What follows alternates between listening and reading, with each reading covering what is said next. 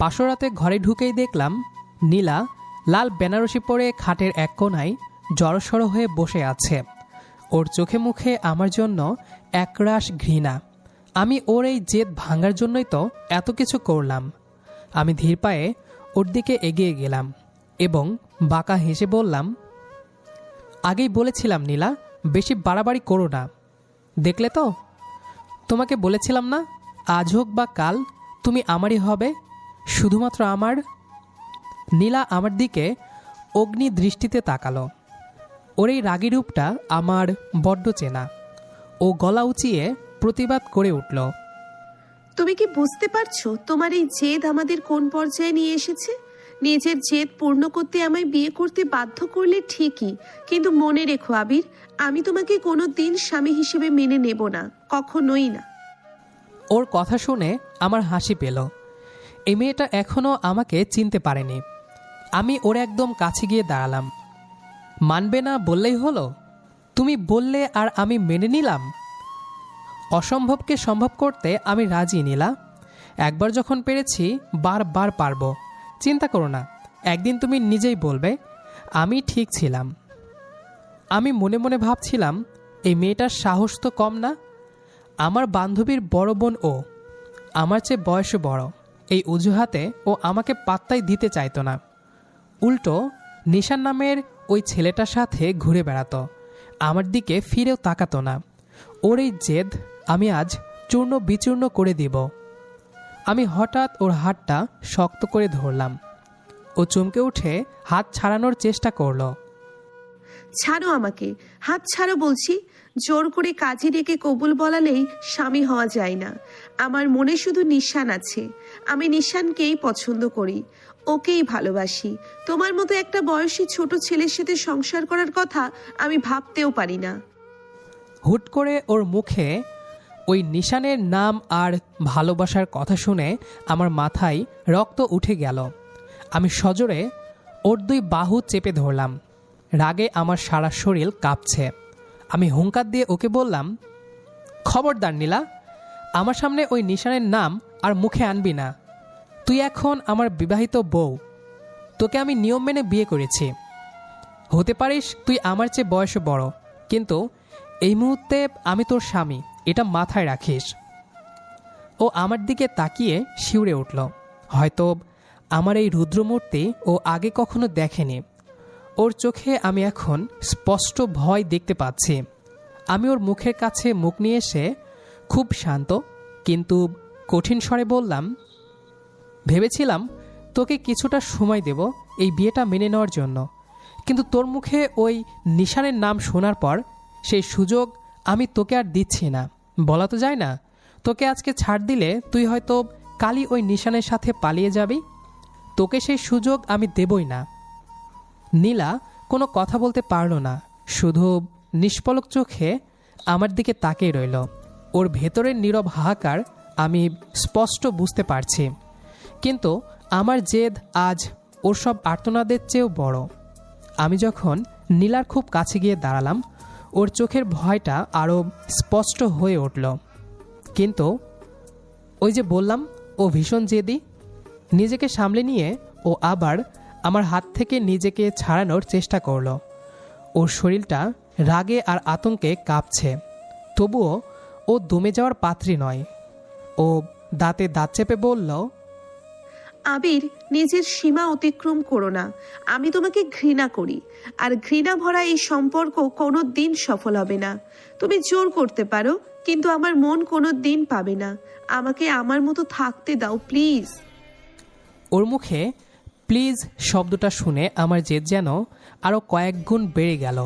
এতদিন তো অনেক অহংকার দেখিয়েছ নীলা, আজ না হয় আমার জেদটাই দেখো। আমি ওর কোনো কথা না শুনেই ওকে বিছানার দিকে এক প্রকার ধাক্কা দিয়ে সরিয়ে দিলাম। আমি শান্ত স্বরে বললাম, মন পাওয়ার জন্য আমি বিয়ে করিনি নীলা, তোমাকে পাওয়ার জন্য করেছি। আর যেটা আমার সেটা আমি আদায় করে নিতে জানি। আমার মতলব বুঝতে পেরে নীলা তড়িৎ বেগে বিছানা থেকে উঠে দাঁড়ালো।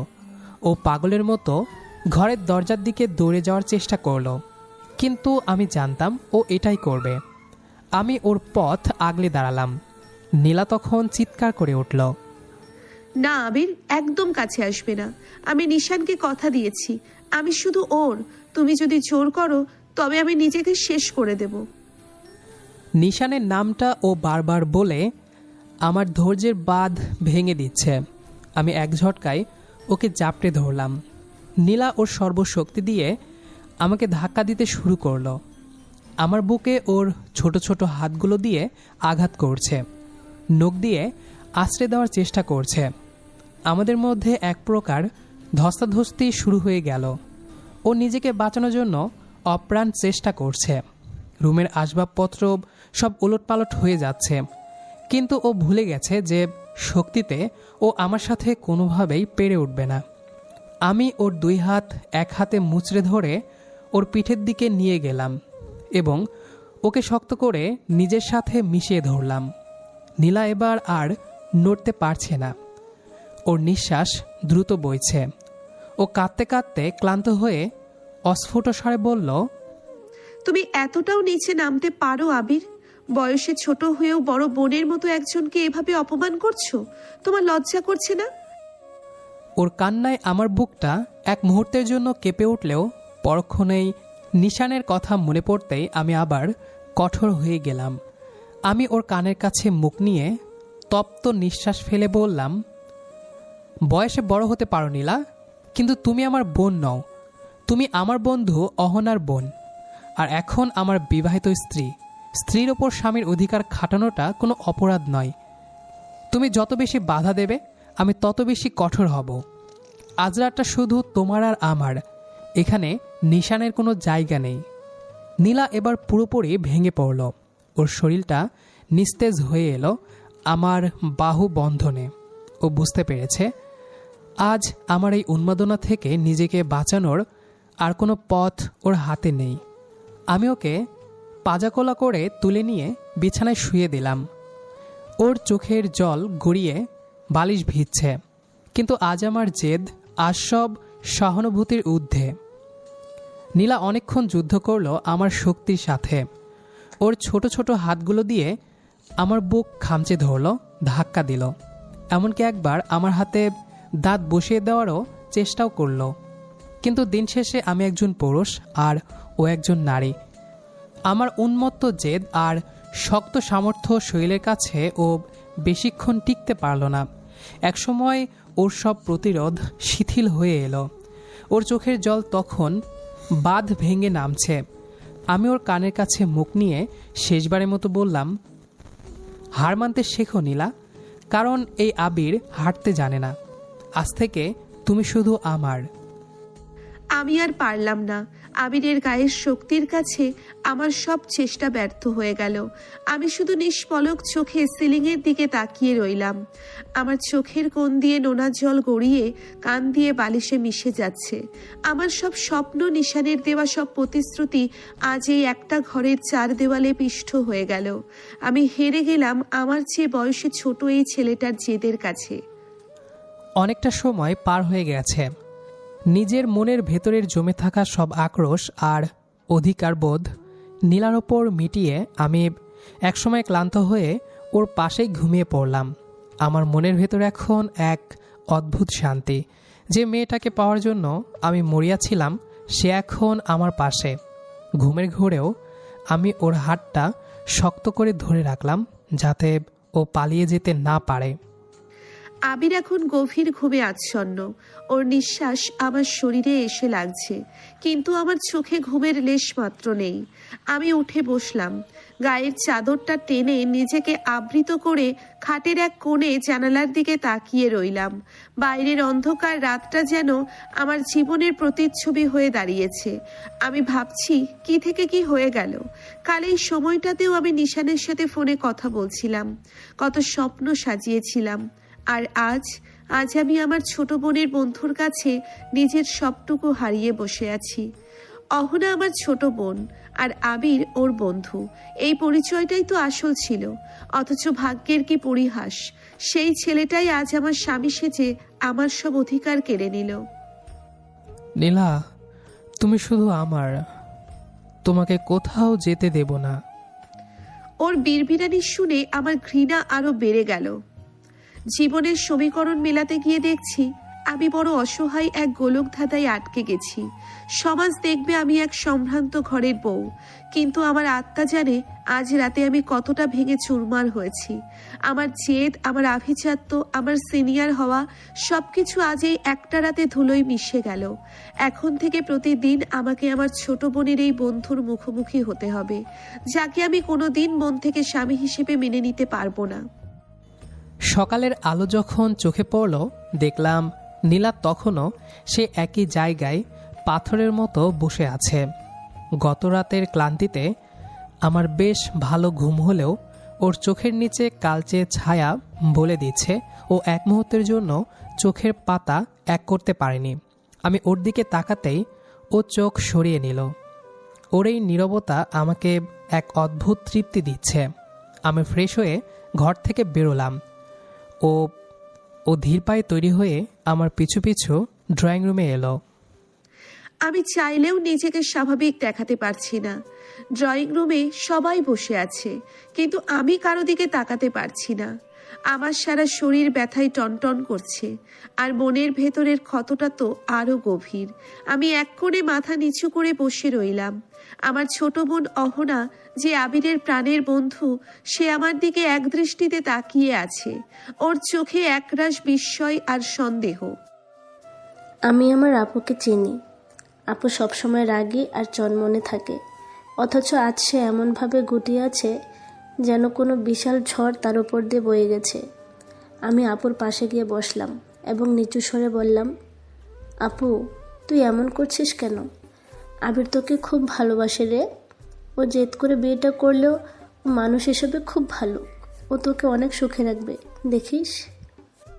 অহনার কথা শুনে আমার মনে বিষাক্ত এক হাসি ফুটে উঠল। মনে মনে বললাম, তোর ওই ভালো ছেলে বন্ধুটা গত রাতে আমার সাথে কি করেছে সেটা যদি তুই জানতি অহনা। কেমন ভালো ছেলে ও, সেটা আমি গত রাতেই হাড়ে হাড়ে টের পেয়েছি। ও ভালোবাসতে জানে না, শুধু নিজের জেদ মেটাতে জানে। কিন্তু মুখে আমি কিছুই বললাম না, শুধু একটা দীর্ঘশ্বাস ফেলে চুপ করে রইলাম। বাড়ির বড়রা বিদায়ের প্রস্তুতি নিচ্ছেন। আমার বাবা এসে নীলার পাশে দাঁড়ালেন। তিনি বেশ গম্ভীর মানুষ হলেও নীলার মাথায় হাত রেখে খুব নরম স্বরে কথা বললেন। মা নীলা, চলো এবার আমাদের ঘরে যেতে হবে। আবির হয়তো একটু বেশি চঞ্চল আর একঘেয়ে, কিন্তু আমি কথা দিচ্ছি ও তোমাকে কোনো কষ্ট দেবে না। বিদায়ের সেই করুণ মুহূর্তে নীলার বাবা এগিয়ে এলেন। উনার চোখে জল টলমল করছিল। তিনি আমার হাতটা ধরলেন এবং নীলার হাতটা টেনে নিয়ে আমার হাতের উপর রাখলেন। আবির বাবা, আমার বড় মেয়েটা একটু জেদি আর রাগী। ওকে তুমি দেখে রেখো। আজ থেকে ও তোমার আমানত। আমি জানি তুমি ওকে আগলে রাখবে। আমি নীলার হাতটা শক্ত করে ধরলাম। ওনার দিকে তাকিয়ে আশ্বস্ত করে বললাম, আপনি চিন্তা করবেন না বাবা, নীলা আজ থেকে শুধু আমার দায়িত্বে। ও কেমন থাকবে সেটা আমি ভালো করেই জানি। আমার হাত যখন আবিরের শক্ত হাতের মুঠোয় চলে গেল, আমি আবার শিউরে উঠলাম। বাবার কথা শুনে আমার চিৎকার করে বলতে ইচ্ছে করছিল, বাবা এই আমানত নয়, আমি তোর খাঁচায় বন্দী হয়ে গেলাম। কিন্তু চোখের জল আড়াল করে আমি বড়দের পা ছুঁয়ে সালাম করলাম। আমার গন্তব্য এখন ওই ছোট বোনের বন্ধুর বাড়ি, যে আমার জীবনটা ওলট পালট করে দিয়েছে। নতুন বাড়িতে আসার পর থেকেই নীলা অদ্ভুত রকমের শান্ত হয়ে আছে। কারোর সাথে কথা বলছে না, এমনকি খাওয়া দাওয়াও প্রায় ছেড়ে দিয়েছে। আমি ভেবেছিলাম সময় দিলে সব ঠিক হয়ে যাবে। রাতে যখন আমি আমাদের ঘরে ঢুকলাম, দেখলাম ও জানালার গ্রিল ধরে বাইরের অন্ধকারের দিকে তাকিয়ে আছে। আমি ওর কাঁধে হাত রাখতেই ও বিদ্যুৎ বেগে সরে গেল। ওর চোখে যে ঘৃণা আমি দেখলাম তা আগে কখনো দেখিনি। আমি আর সহ্য করতে পারছি না। গত রাতে সেই দুঃস্বপ্ন আমায় প্রতি মুহূর্তে কুড়ে কুড়ে খাচ্ছে। আবির আমার কাছে আসতেই আমি চিৎকার করে উঠলাম। আমার ভেতরের সব জমানো ঘৃণা আজ বাঁধ ভেঙে বেরিয়ে আসতে চাইল। আমি ওর দিকে তাকিয়ে তীব্র স্বরে বললাম, দূরে থাকো আবির, একদম আমার কাছে আসার চেষ্টা করবে না। তুমি নিজেকে আমার স্বামী ভাবো, তাই না? কিন্তু মনে রেখো, জোর করে কারো শরীর পাওয়া যায়, অধিকার পাওয়া যায় না। আমি হতভম্ব হয়ে ওর দিকে তাকিয়ে রইলাম। ওর কণ্ঠস্বর কাঁপছিল রাগে। আমি কিছু বলতে চাইলাম, কিন্তু ও আমাকে থামিয়ে দিয়ে আবার বলতে শুরু করলো। আবির, তুমি নিজেকে অনেক বড় পুরুষ ভাবো, কিন্তু আমার চোখে তুমি একজন জঘন্য মানুষ ছাড়া আর কিছুই নও। গত রাতে তুমি আমার সাথে যা করেছো সেটা কোনো স্বামীর কাজ ছিল না। তুমি তোমার গায়ের জোর খাটিয়েছো আমার উপর। সমাজ এই সম্পর্ককে বিয়ে বললেও আমার কাছে তুমি একজন শোক। হ্যাঁ, তুমি একজন ছাড়া আর কিছুই নও। শর্ষক। নীলার মুখ থেকে এই একটা শব্দ শোনার পর আমার পায়ের তলা থেকে যেন মাটি সরে গেল। আমার সারা শরীর থরথর করে কাঁপতে শুরু করলো। আমি ভাবতেও পারিনি যেই মেয়েটাকে আমি নিজের জীবনের চেয়েও বেশি ভালোবাসি সে আমাকে এমন একটা উপাধি দেবে। আমি ওর সামনে হাঁটু গেড়ে মেঝেতে বসে পড়লাম। আমার চোখের পানি আর বাধা মানল না। আমি ভাঙ্গা গলায় বললাম, শেষমেশ তুমি আমাকে এই উপাধি দিলে নীলা।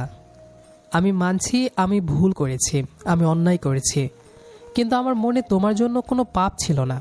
আমি শুধু তোমাকে হারানোর ভয় পেতাম। আমি জানতাম ওই নিশান তোমাকে আমার থেকে কেড়ে নেবে, আর সেই ভয় থেকেই আমি নিজের হিতাহিত জ্ঞান হারিয়ে ফেলেছিলাম। আমি তোমাকে বড্ড ভালোবাসি নীলা, বড্ড ভালোবাসি। ওর চোখের জল দেখেও আমার মন গলল না। ভালোবাসা কি জোর করে হয়?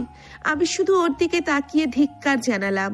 ও মেঝের দিকে তাকিয়ে হাউমাউ করে কাঁদতে কাঁদতে বলল, আমি জানি আমার এই পাপের কোনো ক্ষমা নেই। তুমি যদি পারো আমাকে ক্ষমা করে দিও নীলা। আমি তোমাকে কষ্ট দিতে চাইনি, শুধু নিজের করে পেতে চেয়েছিলাম। তোমার মুখে এই উপাধি শোনার পর আমার আর বেঁচে থাকার ইচ্ছা নেই। আমাকে ক্ষমা করে দিও যদি কোনোদিন সম্ভব হয়। আবির মেঝেতে পড়ে কাঁদছে, আর আমি স্তব্ধ হয়ে দাঁড়িয়ে আছি। ওর কান্নায় ঘরটা ভারী হয়ে উঠছে, কিন্তু আমার বুকের ভেতর যে ক্ষত ও তৈরি করেছে তা কি এই সামান্য চোখের জলে মুছে যাবে? আমি বুঝতে পারছি না এরপর আমাদের এই সম্পর্কের ভবিষ্যৎ কি। মেঝেতে বসে থাকতে থাকতে আমি অতীতে ফিরে গেলাম। আমাদের এই বিয়ের নাটকটা আসলে এক রাতের পরিকল্পনা ছিল না। নীলা ভাবছে আমি শুধু জেদ করে ওকে বিয়ে করেছি, কিন্তু এর পেছনে যে কি ভয়াবহ এক সত্য লুকিয়ে আছে তাও জানে না। আমি চোখের জল মুছে দীর্ঘশ্বাস ফেলে তাকালাম নীলার দিকে। ও তখনও পাথরের মতো দাঁড়িয়ে আছে। আমি জানি না আবির কেন এমন চুপ হয়ে গেল। ও এখন যে অপরাধ বোধে ভুগছে তা কি সত্যি নাকি নাটক?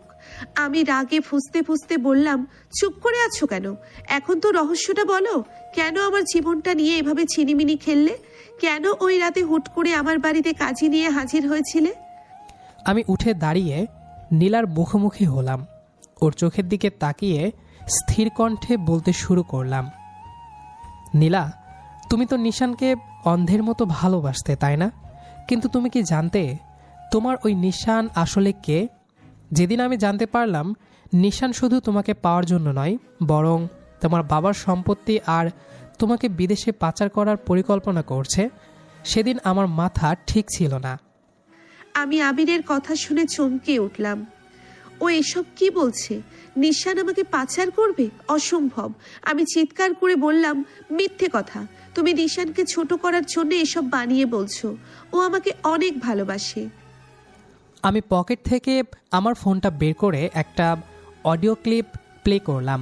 সেখানে স্পষ্ট শোনা যাচ্ছিল নিশান তার বন্ধুদের সাথে হাসাহাসি করছে যে নীলার সাথে প্রেমের নাটক করে ওকে দেশের বাইরে নিয়ে গিয়ে বিক্রি করে দেবে। অডিওটা শুনে নীলার মুখ ফ্যাকাশে হয়ে গেল। আমি বললাম, ওই রাতে আমি তোমাদের পালানোর খবর পেয়েছিলাম।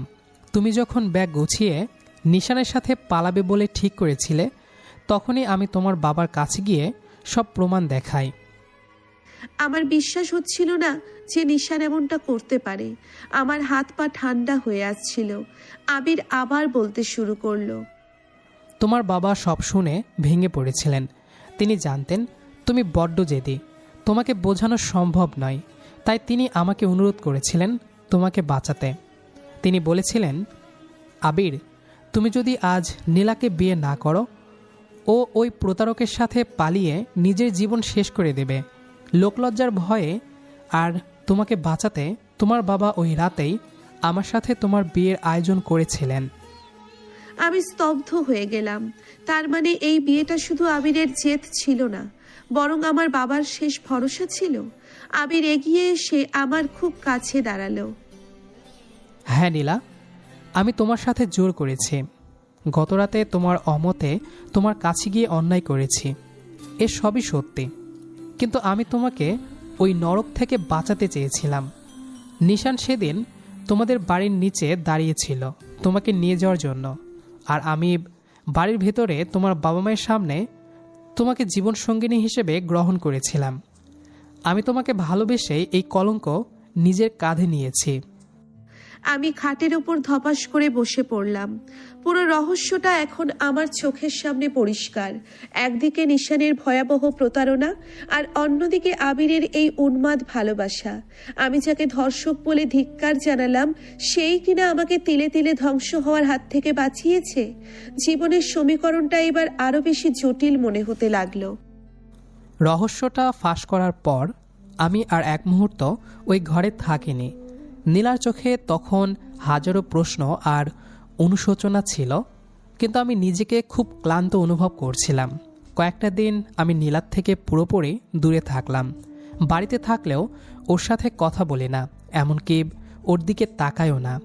যে ভালোবাসার বদলে আমাকে সর্ষক উপাধি পেতে হয়েছে, সে ভালোবাসা নিয়ে আর এগোনোর শক্তি আমার নেই। আমি ঠিক করেছি ওকে ওর স্বাধীনতা দিয়ে দেব। আবিরের এই নিরাপত্তা আমার বুকটা চিরে দিচ্ছে। আমি আয়নায় নিজের দিকে তাকিয়ে ভাবি কতটা অন্ধ ছিলাম আমি। যে ছেলেটা নিজের সম্মান বাজি রেখে আমাকে নরক থেকে বাঁচালো, আমি তাকেই সবচেয়ে জঘন্য অপবাদ দিলাম। ওর সেই কান্নায় ভেঙে পড়া মুখটা আমাকে এক মুহূর্তও শান্তি দিচ্ছে না। আজ রাতে আমি ঠিক করেছি সব অভিমান ভেঙে ওর কাছে যাব। আমি বারান্দায় দাঁড়িয়ে আকাশের দিকে তাকিয়েছিলাম। হঠাৎ অনুভব করলাম পেছন থেকে কেউ আমাকে শক্ত করে জড়িয়ে ধরল। ঘাড়ের ওপর তপ্ত নিঃশ্বাস আর ভেজাই স্পর্শ অনুভব করতেই আমি থমকে গেলাম। নীলা আমার পিঠে মুখ লুকিয়ে কাঁদছে। আমি ওর হাতটা ছাড়িয়ে দেওয়ার চেষ্টা করতেই ও আরও শক্ত করে ধরল। আবির, প্লিজ আমাকে ছেড়ে যেও না। আমি জানি আমি ক্ষমার অযোগ্য অপরাধ করেছি। এর আগের মাথায় তোমাকে এমন কথা বলেছি যা কোনোদিন বলা উচিত ছিল না। কিন্তু বিশ্বাস করো, ওই নিশানের সত্যটা শোনার পর থেকে আমার নিজের উপর ঘৃণা হচ্ছে। তুমি না থাকলে আজ আমার জীবনটা কোথায় গিয়ে ঠেকতো ভাবতেই শিউরে উঠছি। আমি তোমার এই অধিকারটাকেই সবচেয়ে বড় অভিশাপ ভেবেছিলাম, অথচ ওটাই ছিল আমার জন্য আশীর্বাদ। আমি কোনো কথা বললাম না, চুপচাপ দাঁড়িয়ে রইলাম। আমার চোখ দিয়েও জল গড়িয়ে পড়ছে। নীলা এবার আমার সামনে এসে দাঁড়ালো। আমার দুই হাত ধরে ও করুণ স্বরে বলতে শুরু করলো, আবির, তুমি কি আমায় ক্ষমা করবে না? আমি তো তোমার সেই রাগী বড় বোন, যার সব জেদ তুমি এক নিমিষে ভেঙে দিয়েছো। এখন না হয় ভালোবাসা দিয়ে তোমার এই অভিমানী বউটাকে একটু আগলে রাখো। আমি তোমাকে ঘৃণা করি না আবির, আমি তোমাকে ভালোবাসতে চাই। আমায় একটা সুযোগ দাও। নীলার চোখের দিকে তাকিয়ে আমি আর স্থির থাকতে পারলাম না। ওর চোখে আজ কোনো ঘৃণা নেই, আছে একরাশ আকুতি। আমি ওর চোখের জল মুছে দিয়ে ওকে নিজের বুকের মাঝে টেনে নিলাম। অনেক হয়েছে অভিমান, এবার পাওয়ার পালা। আমি ওর কানের কাছে মুখ নিয়ে ফিসফিস করে বললাম, তোমাকে ঘৃণা করার মতো ক্ষমতা আমার কোনোদিনই ছিল না নীলা। তুমি জেদ করলে আমি ভাঙতে পারি, কিন্তু তুমি কাঁদলে আমি নিজে চুরমার হয়ে যাই। আজ থেকে তুমি শুধু আমার সারা জীবনের জন্য। আমি আবিরের বুকে মাথা রেখে এক অদ্ভুত শান্তি অনুভব করলাম। যে ছোট বোনের বন্ধুকে আমি দুচোখে দেখতে পারতাম না, আজ সেই আমার পুরো পৃথিবী হয়ে দাঁড়িয়েছে। আমাদের সম্পর্কের শুরুটা হয়তো তিক্ত ছিল, কিন্তু পরিণতিটা হলো একরাশ পবিত্র ভালোবাসায় মোড়ানো। আমি মনে মনে বললাম, তুমি শুধু আমার স্বামী নও আবির, তুমি আমার রক্ষাকর্তা। চাঁদের আলোয় আমি নীলার কপালে একটা ভালোবাসার চিহ্ন এঁকে দিলাম। আমাদের গল্পের শুরুটা হয়েছিল জেদ দিয়ে, কিন্তু শেষটা হলো এক নিটল ভালোবাসার পূর্ণতায়। সিনিয়র রাগী বউটা এখন আমার আদুরের সহধর্মিণী। তো দর্শক, আমরা গল্পটির শেষ প্রান্তে চলে এসেছি। আমাদের আজকের গল্পটি আপনার কাছে কেমন লেগেছে সেটা অবশ্যই কমেন্ট করে জানাবেন। দেখা হবে আবারও নতুন কোনো গল্প নিয়ে। সে পর্যন্ত আমাদের সাথেই থাকুন। আর আমাদের ভিডিওটি যারা নতুন দেখছেন তারা অবশ্যই একটি লাইক দিয়ে চ্যানেলটি সাবস্ক্রাইব করে আমাদের পাশেই থাকুন। আর আমাদের আজকের গল্পটি যারা শেষ পর্যন্ত শুনেছেন তাদের সবাইকে অসংখ্য ধন্যবাদ।